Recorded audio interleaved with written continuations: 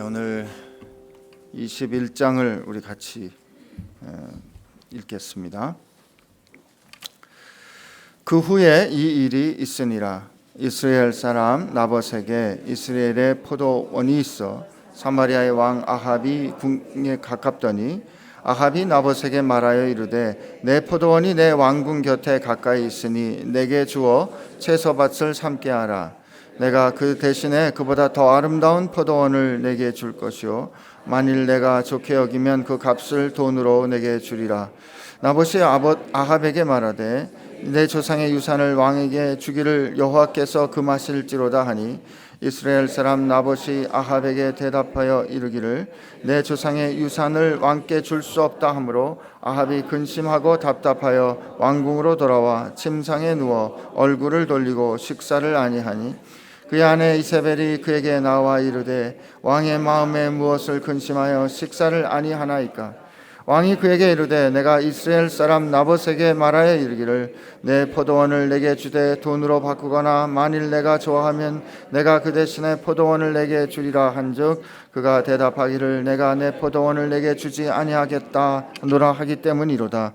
그의 아내 이세벨이 그에게 이르되 왕이 지금 이스라엘 나라를 다스리시나이까. 일어나 식사를 하시고 마음을 즐겁게 하소서. 내가 이스라엘 사람 나봇의 포도원을 왕께 드리리이다 하고 아합의 이름으로 편지들을 쓰고 그 인을 치고 봉하여 그의 성읍에서 나봇과 함께 사는 장로와 귀족들에게 보내니 그 편지 사연에 이르기를 금식을 선포하고 나봇을 백성 가운데 높이 앉힌 후에 불량자 두 사람을 그의 앞에 마주 앉히고 그에 대하여 증거하기를 내가 하나님과 왕을 저주하였다 하게 하고 곧 그를 끌고 나가서 돌로 쳐 죽이라 하였더라. 그의 성읍사람 곧 그의 성읍에 사는 장로와 귀족들이 이세벨의 지시 곧 그가 자기들에게 보낸 편지에 쓴 대로 하여 금식을 선포하고 나봇을 백성 가운데 높이 앉히매 때 불량자 두 사람이 들어와 그의 앞에 앉고 백성 앞에서 나봇에 대하여 증언을 하여 이르기를 나봇이 하나님과 왕을 저주하였다 하며 우리가 그를 성읍 밖으로 끌고 나가서 돌로 쳐 죽이고 이세벨에게 통보하기를 나봇이 돌에 맞아 죽었나이다 하니 이세벨이 나봇이 돌에 맞아 죽었다 함을 듣고 이세벨이 아합에게 이르되 일어나 그 이스라엘 사람 나봇이 돈으로 바꾸어 주기를 싫어하던 나봇의 포도원을 차지하소서. 나봇이 살아있지 아니하고 죽었나이다. 아합은 나봇이 죽었다 함을 듣고 곧 일어나 이스라엘 사람 나봇의 포도원을 차지하러 그리로 내려갔더라. 여호와의 말씀이 디셉 사람 엘리야에게 임하여 이르시되 너는 일어나 내려가서 사마리아에 있는 이스라엘의 아합 왕을 만나라. 그가 나봇의 포도원을 차지하러 그리로 내려갔나니 너는 그에게 말하여 이르기를 여호와의 말씀이 내가 죽이고 또 빼앗았느냐고 하셨다 하고 또 그에게 이르기를 여호와의 말씀이 개들이 나봇의 피를 핥은 곳에서 개들이 내 피 곧 내 몸의 피도 핥으리라 하였다 하라. 아합이 엘리야에게 이르되 내 대적자여 내가 나를 찾았느냐. 대답하되 내가 찾았노라. 내가 내 자신을 팔아 여호와 보시기에 악을 행하였으므로 여호와의 말씀이 내가 재앙을 내게 내려 너를 쓸어버리되 내가 속한 남자는 이스라엘 가운데 매인자나 노인자나를 다 멸할 것이요 또 내 집이 느밧의 아들 여로보암의 집처럼 되게 하고 아히야의 아들 바하사의 집처럼 되게 하리니 이는 내가 나를 노하게 하고 이스라엘이 범죄하게 한 까닭이니라 하셨고 이세벨에게 대하여도 여호와께서 말씀하여 이르시되 개들이 이스라엘 성읍 곁에서 이세벨을 먹을지라. 아합에게 속한 자로서 성읍에서 죽은 자는 개들이 먹고 들에서 죽은 자는 공중의 새가 먹으리라 하셨느니라 하니 예로부터 아합과 같이 그 자신을 팔아 여호와 앞에서 악을 행한 자가 없음을 그의 아내 이세벨이 충동하였음이라. 그가 여호와께서 이스라엘 자손 앞에서 쫓아내신 아모리 사람의 모든 행함같이 우상에게 복종하여 심히 가증하게 행하였더라. 아합이 이 모든 말씀을 들을 때 그의 옷을 찢고 굵은 배로 몸을 동이고 금식하고 굵은 배에 누이며 또 풀이 죽어 다니더라. 여호와의 말씀이 디셉 사람 엘리야에게 임하여 이르되 아합이 내 앞에서 겸비함을 내가 보느냐.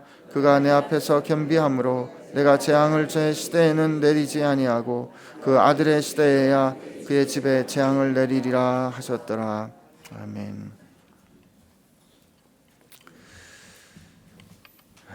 오늘 이 이스라엘 사람 나봇의 사건, 나봇의 포도원 사건을 한 장 전체에 걸쳐서 다루게 됩니다.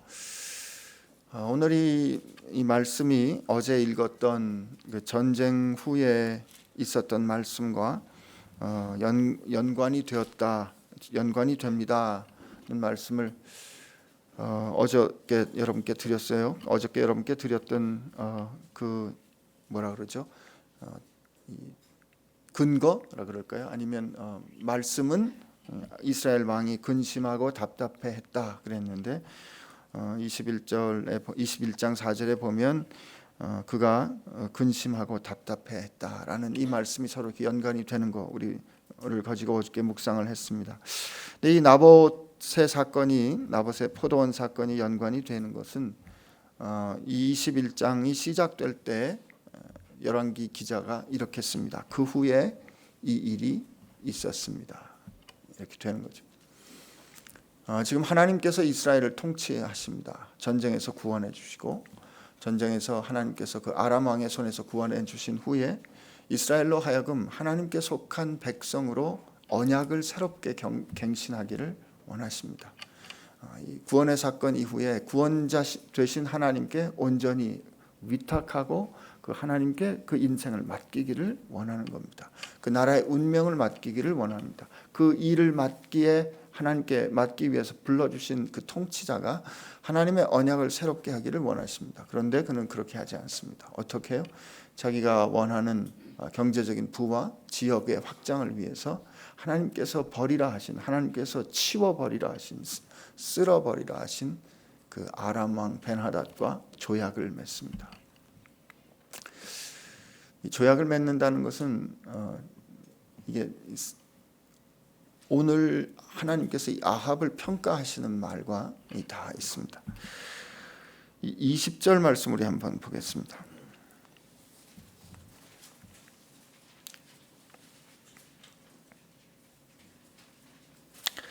아합이 엘리야에게 이르되 내 대적자여 내가 나를 찾았느냐 대답하되 내가 찾았노라 내가 내 자신을 팔아 여호와 보시기에 악을 행하였다. 하나님이 지금 엘리야를 통해서 뭐라고 평가하십니까? 내 자신이 너를 팔았다는 겁니다. 팔아 하나님께 악을 행하였다. 이 엘리야의 이 평가는 25절에도 반복이 됩니다. 25절에 보면 이 종합적인 평가가 어떻게 됩니까? 예로부터 아합과 같이 그 자신을 팔아 여호와 앞에서 악을 행한 자가 없음은 그를 그의 아내 이세벨이 충동하였습니다. 이게 이제 아합의 인생에 대한 종합적인 평가입니다.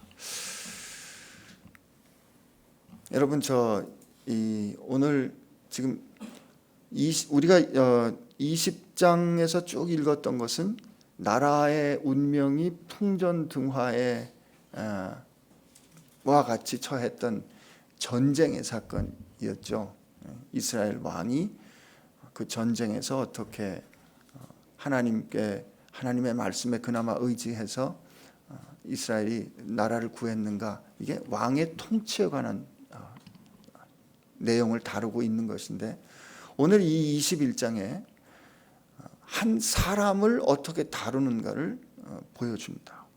근데 이 나봇의 사건을 다뤄주는 그 성경의 그 분량이 앞에 전쟁의 사건을 다루는 것과 거의 비슷합니다. 한 사람을 어떻게 다루는가를 성경이 이렇게 길게 이야기해줘요. 이게 무슨 뜻이겠습니까? 하나님의 시선이 여기 머물러 있다 이 뜻입니다. 하나님은 큰 일을 도모하는 왕이 한 사람의 인생을 어떻게 다루는가를 굉장히 중요하게 여기십니다. 우리는 살아가다 보면은 이 크고 작은 것을 따라서 그 중요한 것을 평가하기가 쉽습니다. 이것은 큰 일이니까 중요하고 이건 별일 아니니까 중요하지 않다. 이렇게 다룹니다. 성경은 그렇지 않다고 말씀해 주시는 겁니다. 오늘 이 나봇이라는 한 사람의 인생을 다루는 여기에는 어떻게 아합이 죄에 철저히 자기 자신을 팔았는가가 드러난다는 거예요. 여러분, 우리가 그래서 이 나봇의 사건을 통해서 하나님께서 이 일을 얼마나 심각하게 여기시는지, 하나님이 네가 너를 팔았구나라는 이 정말 뭐라 그러죠? 이 참혹한 그런 판단을 내리시는 게 이 나봇의 사건을 통해서 하나님께서 하시는 걸 보면 우리가 참 하나님 앞에서 하나님의 시선은 어디에 어떻게 머물러 있는가를 다시 한번 생각해야 하는 일입니다. 얘기는 그렇습니다. 정리를 하면 지금 이제 이 아합의 궁 옆에 보니까 나봇이라는 사람이 포도원을 갖고 있었어요. 근데 여러분, 저 이스라엘 사람들은 어떤 토지권을 갖고 있습니까? 하나님께서 이스라엘 약속한 가나안 땅에 그들을 들여보내 주시면서 각 지파별로 기업을 주십니다. 지파별로 분깃을 주세요. 폴션을 나눠서 주십니다. 그런데 살다 보니까 사람이 빚도 지게 마련이고, 그 빚을 지게 되면 그 땅을 이제 땅의 그 소위 소유권을 그 이제 이 채권자한테 주는 일이 생깁니다. 그것도 안 되면 자기 몸을 파는 일도 생깁니다. 근데 하나님께서 이스라엘 가운데 이 토지가 하나님께 속했음을 어떻게 가르쳐 주시냐면 7년에 한 번씩 토지는 안식년을 갖게 합니다. 근데 그 안식년을 갖게 하는 건 과학적으로 봐도 좋은 일이에요. 그 땅을 쉬게 해서 지력을 회복하게 하는 그런 과학적인 배려도 있지만, 사실은 땅을 놀릴 때 거기서 자연스럽게 저절로 이 곡식이 맺혀지지 않습니까? 그러면 그 곡식은 땅의 그 소유, 그 땅을 가진 사람이 그 곡식에 대해서 소유권을 가지는 것이 아니라 그 땅에 안식년인 땅에서 자라는 곡식은 누구도 자유롭게 와서 가져갈 수가 있습니다. 이런 뜻이 있어요. 그런 이 안식년이 7년이 7번이 되면 희년이 됩니다. 50년째가 되면 희년이 되는데, 이 희년이 될 때는 모든 채무 관계가 다 일거에 청산됩니다. 그러니까 이 땅을 줬던 사람이, 땅을 이제 소유를 가졌던 사람이 땅을 도로 돌려주게 되는 주인에게. 왜냐하면 하나님께서 그렇게 주신 거죠. 그래서 저 레위기에도 나오는데 땅값을 계산할 때 희년으로부터 멀면 멀수록 땅값이 비쌉니다. 우리는 뭐 이 지역에 따라 땅값이 달라지는데 거기는 희년으로부터 멀면 땅값이 비싸져요. 왜냐하면 그동안에 자기가 사용할 수 있는 소유권을 주장할 수 있는 게 많으니까. 그러나 원칙은 하나님께서 그렇게 지내다가도 일정한 때가 되면 너희가 너희 능력으로 산 것이 아니고, 이것이 너희가 원래 너희가 합당히 가질 수 있어서 너희 것이 된 것이 아니라 하나님의 은혜로 되었다는 것을 가르쳐 주시기 위해서 희년을 허락해 주신 겁니다. 주님께서 우리에게 오셔서 그 은혜의 해를 선포하십니다. 우리가 죄의 종되었던 우리가, 하나님의 원수되었던 우리가 하나님의 은혜로 다시 하나님의 자녀되는 갇힌 자가, 또 모든 짐이 풀리는 은혜의 해 희년을 주님께서 선포하십니다. 그리고 그 일이 오늘 너에게 이루었다. 누가복음에 말씀하시죠. 근데 그 정신이 있기 때문에 이 기업을 팔 수 없습니다. 지금도 이제 아합이 그걸 달라 그러는 거예요. 아합이 그걸 다. 왜 그럴까 봤더니 이게 그런 것 같아요. 하나님께서 이렇게 기업 각 이 분깃을 주시는 것은 거기서 나오는 것을 가지고 분수에 맞게 먹고 살아라, 이런 뜻 같아요. 자족 경제 같은데, 이제 다메섹에서 자기 이름으로 거리를 갖게 됐어요. 뭐죠? 상점을 갖게 됐어요. 거기 바자를 갖게 돼요. 그럼 물건을 팔아야 될 거 아닙니까? 그러니까 상품을 많이 이제 가지게 되고 부를 많이 축적하려고 하니까 많은 토지가 필요했던 거죠. 하나님께서 주신 그 경제 원칙하고는 다른 경제 원리가 작동하기 시작합니다. 그러니까 하나님께서 주신 것과 다른 경제 원리가 작동하기 시작한 그 근거는 탐심이죠. 그렇게 되니까 하나님께서 이제 너희는 이렇게 하지 마라, 절대 할 수 없어라고 세우신, 절대 안 돼라는 것에 질문이 됩니다. 질문이 될 때 근심이 돼서 이제 자리를 싸매고 누운 거죠. 안 되는 건 안 돼야 합니다. 그런데 왜 안 될까를 질문하는 거예요. 그걸 보고 이제 이세벨이 와서 묻습니다. 지금 뭐 때문에 근심합니까? 그럼 여차저차해서 내가 저 땅을 갖고 싶은데 가질 수가 없네. 왜 못 갖죠? 하나님께서 그렇게 하신 그 사람 말이 맞으니까 못 갖는 겁니다. 그랬더니 이세벨이 뭐라고 질문하냐면 7절에 왕이 지금 이스라엘 나라를 다스리니까 이렇게 물어봅니다. 당신 왕 맞습니까? 이 질문입니다. 이게 무슨 뜻입니까? 당신이 왕이라면 당신이 원하는 대로 해도 되는 게 왕 아닙니까? 당신이 왕이면 당신이 통치하는데 당신이 원하는 것을 위해서 당신이 마음대로 해도 되는데 뭘 그리 걱정하십니까? 염려하지 마세요. 일어나 식사하세요. 내가 이스라엘 사람 나봇의 포도원을 왕께 드리리라 이렇게 말합니다. 여러분 이 저 아합의 인생이 왜 팔렸다 말하냐면 그 증거가 뭐예요? 그 다음에 이세벨이 한 일이 뭐냐면 아합의 이름으로 편지들을 쓰고 그 인을 아합의 인을 봉합니다. 그런데 이 일을 누가 했어요? 이세벨이 했죠. 이세벨이 했는데 그 이세벨이 한 그 일이 아합의 이름으로 편지를 쓰고 아합의 도장을 찍어가지고 일이 되는 겁니다. 팔린 인생이죠. 욕심에 팔린 인생입니다. 근데 그 내용이 뭐였냐면 나봇을 불러다가 이 그 장로들에게 얘기를 하기를 나봇을 불러다가 세우고 나봇이 하나님과 아합을 저주했다라고 고소해라는 겁니다. 불량배를 사용했어요.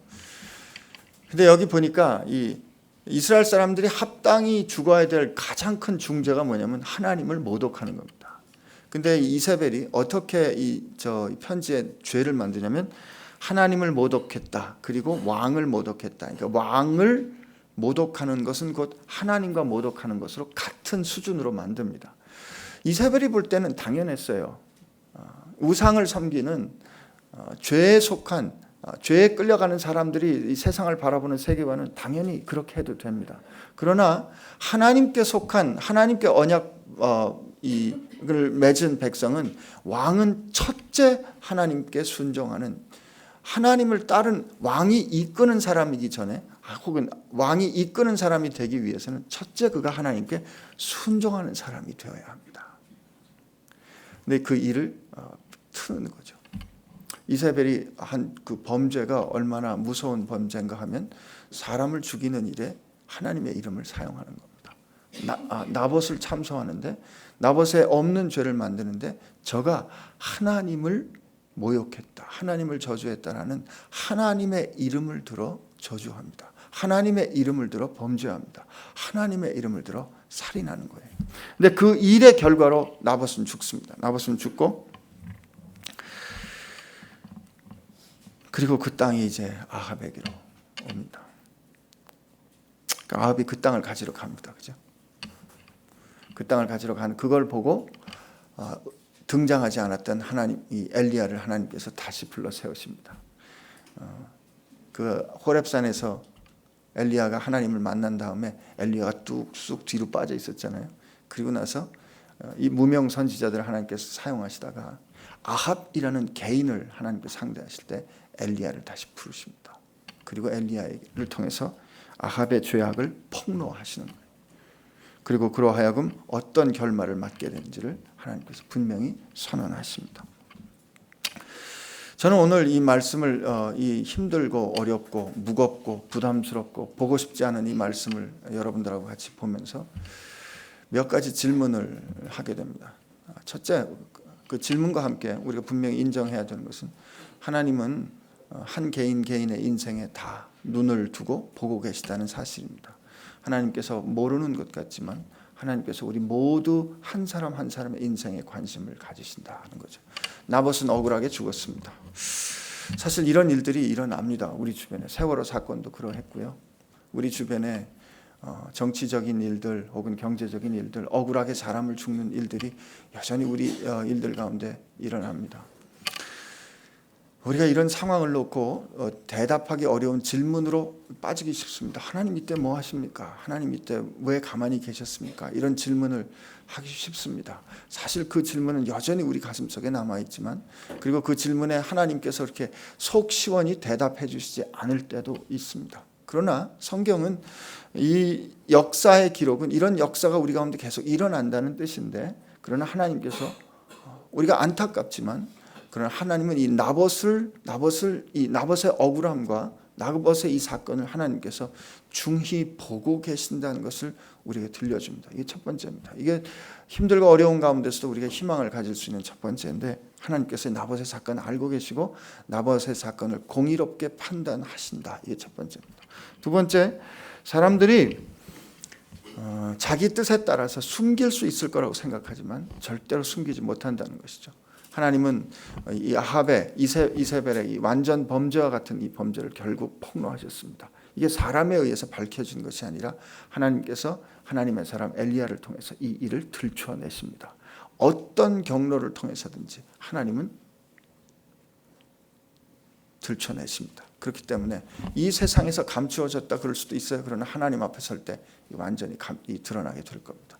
그러므로 하나님께서 그렇게 보고 계시고 통치하시고 들춰내신다는 사실, 우리 모두가 좀 두렵게 생각해야 될 줄로 믿습니다.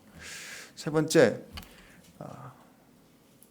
야고보서 말씀을 보니까 이렇게 돼 있지 않습니까? 욕심이 잉태한즉 죄를 낳고 죄가 장성한즉 사망을 낳느니라. 오늘 이 아합의 인생을 통해서 우리 그렇게 봅니다. 욕심을 가진 인생을 살다 보면 그가 자기 자신을 죄에 파는 것을 보게 됩니다. 그 결정이 이루어지게 되면 아합의 생각과는 상관없이 일이 진행되는 걸 봐요. 오늘 아합이 그런 욕심에 자기 인생을 내어주니까 그 욕심에 자기 인생의 그 길을 열어주고 나니까 그냥 다른 사람들이 들어와서 자기 마음대로 끌고 가는 거예요. 여기 뭐라고 말했냐면 아합이 이세벨이 아합을 충동하였다 그래요. 이게 무슨 뜻인가? 아합이 욕심에 자기 인생을 내어주고 자기 길을 열어주니까 이세벨이 그의 인생을 끌고 가지 않습니까? 그런데 이세벨이 그의 인생을 그렇게 끌고 간 그 일에 대해서 하나님은 아합이 범죄했다고 평가하시는 거예요. 그리고 그가 그렇게 살았기 때문에 이스라엘의 장로들조차 그런 인생을 살게 된 이 안타까운 현실을 봅니다. 그리고 마지막으로 제일 생각해야 될 부분 중에 하나가 21장 27절부터 29절입니다. 우리 같이 한번 읽겠습니다. 아합이 이 모든 말씀을 들을 때 그의 옷을 찢고 굵은 배로 몸을 동이고 금식하고 굵은 배에 누우며 또 풀이 죽어 다니더라. 여호와의 말씀이 디셉 사람 엘리야에게 임하여 이르시되 아합이 내 앞에서 겸비함을 내가 보느냐? 그가 내 앞에서 겸비함으로 내가 재앙을 저의 시대에는 내리지 아니하고 그 아들의 시대에야 그의 집에 재앙을 내리리라 하셨더라. 하나님 이 얼마나 오래 참으시는지 그 하나님을 우리는 여기서 만나게 됩니다. 이 어줍잖은 제 정의감, 제 자신도 죄인임에도 불구하고 죄인인 제가 보기에도 하나님의 이 결정은 마음에 들지 않습니다. 정의롭지 않은 것 같아요. 하나님의 이 결정, 왜 아합이 이미 넘치도록 죽을 죄를 졌는데 저가 저렇게 하나님 앞에 돌이킬 때 하나님 왜 봐주시나 하는 생각을 하게 됩니다. 근데 저는 여기에서 하나님, 우리 하나님 아버지 여호와의 열심을 봅니다. 이게 하나님의 열심이지 않겠습니까? 하나님은 우리를 구하시는데 우리가 그렇게 하나님 앞에서 돌이킬 때 그 돌이킨 우리를 하나님께서 그렇게 끝내 참아 주십니다. 사실 이 아합과 이 이세벨의 범죄가 얼마나 오래가고 지독했는가 하면 이 아합과 이세벨의 딸이 아달랴 아닙니까? 이 아달랴가 이 다윗의 등불을 끄려는 그런 일을 결국 유다의 여왕, 남유다의 여왕이 되면서 이 다윗의 모든 혈통을 다 죽이려는 결정을 하게 되고 시도를 하게 돼요. 그게 그럴 뻔했습니다. 그러나 하나님께서 기적적으로 그 다윗의 혈통을 보존해 주시거든요. 하나님께서 그렇게 하나님께서 약속하신 그 약속을 꺼뜨리지 아니하시고 지켜가신 열심을 이 아합의 사건을 통해서 보여주십니다. 세상에 이 악에 팔려서 하나님을 거스르는 일이 일어날지라도 하나님은 마침내 하나님의 그 일을 이루십니다. 하나님께서 그 하나님의 열심으로 이루시는데 여러분 그 하나님의 열심이 오늘 이 아합이 돌이켰을 때 그 돌이킨 아합을 참아주시는 하나님의 결정으로 드러난다 믿습니다. 오늘 우리 시대를 우리가 바라보면서 답답한 일들을 우리 여러 가지로 계속 보지 않습니까? 정치도 또 경제도 또 북한을 봐도 그렇고 오늘 교회도 봐도 그렇고 여러 가지 답답한 일들을 우리 겪습니다. 우리가 그냥 이 아합을 정죄하는 우리의 심정을 가지고 우리가 이 지금 당장 우리 이 형편과 상황을 정죄한다면 아마 우리가 10번 이게 쫄딱 망하도록 이 홀랑 이 불에 태우도록 하나님께 구해도 모자랄 것입니다. 그게 우리가 정직하게 똑같이 적용해야 되는 원칙이에요. 그런데 우리는 이렇게 다른 사람, 어제도 말씀드렸지만 다른 사람의 일에 대해서는 굉장히 엄격하지만 우리 자신의 형편에 대해서는 우리가 속한 우리 일에 대해서는 관대합니다. 그럼 오늘 우리 하나님 앞에 우리 자신의 모습을 한번 돌이키면서 하나님, 이 아합, 이 철저히 자기 자신을 팔았던 아합이 하나님 앞에 돌이킬 때 그를 참아주셨던 것처럼 오늘 저희를 긍휼히 여겨주셔서 우리가 하나님 앞에 돌이키오니 하나님 우리를 용서하여 주시고 우리를 긍휼히 여겨주시기를 원합니다. 이렇게 하나님 앞에 기도하기를 원합니다. 우리 하나님 앞에 같이 기도하겠습니다.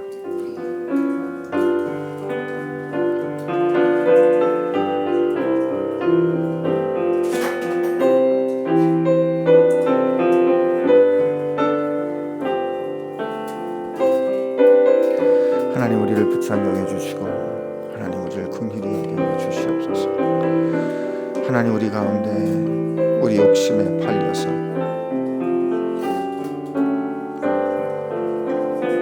하나님 죄악의 세력이 그 욕심이 우리 인생에 들어와 우리 인생을 좌지우지하도록 내어준 것은 없는지 하나님 돌이켜봅니다.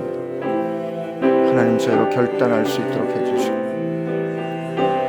하나님 우리의 마음 가운데 재물에 관한 욕심, 명예에 관한 욕심을 하나님 앞에 새롭게 결정할 수 있도록 해주시고 이 시간 하나님 앞에 정말 받은 복이 무엇인지 헤아려 하면서 하나님께서 기뻐하시는 정결한 삶을 살아갈 수 있도록 주님 도와주시기를 하나님 도와주시옵소서.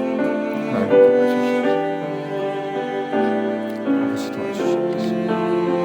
아버지 도와주시옵소서.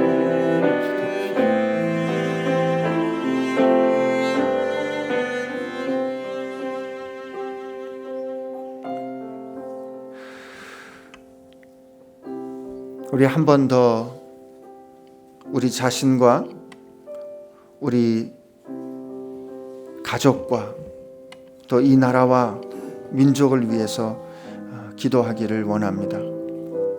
하나님, 우리 자신의 모습에서 이 사회 가운데 이 나라와 민족 가운데 아합처럼 욕심에 자기 자신을 팔아놓은 것은 없는지 하나님 앞에서 돌이켜 봅니다.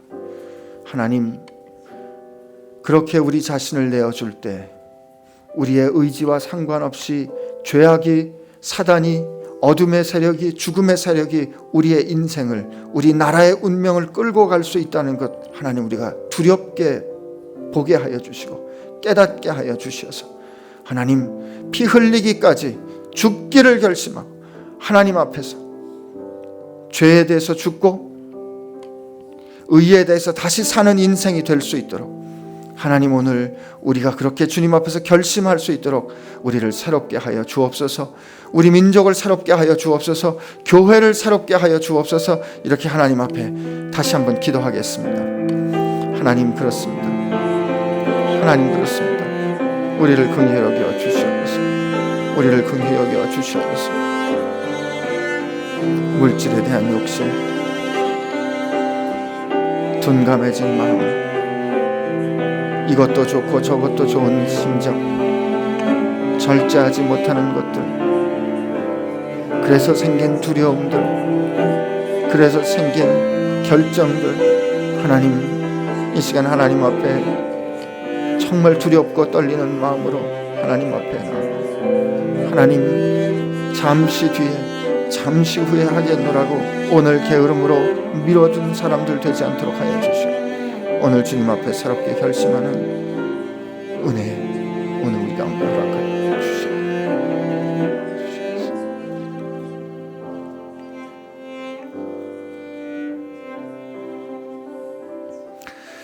하나님, 이 시대를 우리가 살아야 한다면 아합이 아니라 엘리야와 같은 삶을 살게 하여 주옵소서.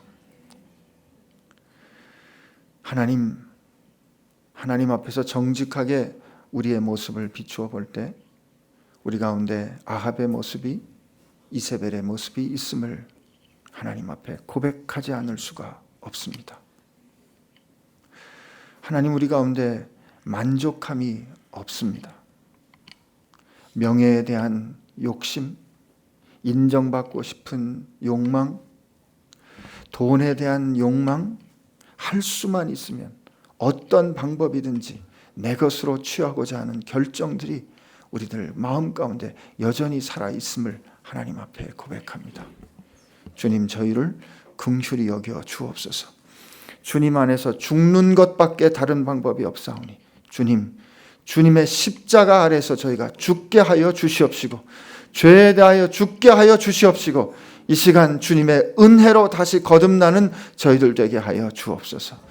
주님, 우리 가운데 주의 성령으로 충만히 채워 주시어서 우리 눈이 열려 받은 복을 헤아려 알 수 있는 자들 되게 하여 주옵시고, 하나님 이 시대를 향하여서 엘리야처럼 하나님의 마음을 가지고 이 시대를 바라볼 수 있도록 하여 주옵시고, 사람을 상처내고 사람을 죽이는 삶을 사는 것이 아니라 사람을 살리고 사람을 회복케 하는 삶을 저희로 살게 하여 주옵소서. 하나님, 기도합니다. 먼저 우리들로 화평케 하는 자들 되게 하여 주옵시고, 하나님 정결한 그릇들 되게 하여 주옵소서. 우리 능력으로 할 수 없을 때 우리에게 오셔서 우리로 하나님 나라 들어가게 하신, 그 일을 위하여 생명을 내어주신 우리 주 예수 그리스도의 은혜와 오늘 한 사람 한 사람의 인생을 보고 계신 것을 두렵게 알게 하여 주신 우리 아버지 하나님의 사랑하심과, 그리고 오늘 죄에 대하여, 의에 대하여, 그리고 회복과 구원에 대하여 새롭게 알려주신 우리 성령 하나님의 역사하심이, 죄의 나 자신을 내어주는 것이 아니라 주님 앞에 우리의 자신을 내어드려 하나님의 통치를 받아 살기로 희망하고 결심하는 사랑하는 지체들 가운데 함께 하시기를 주의 이름으로 축원하옵나이다. 아멘.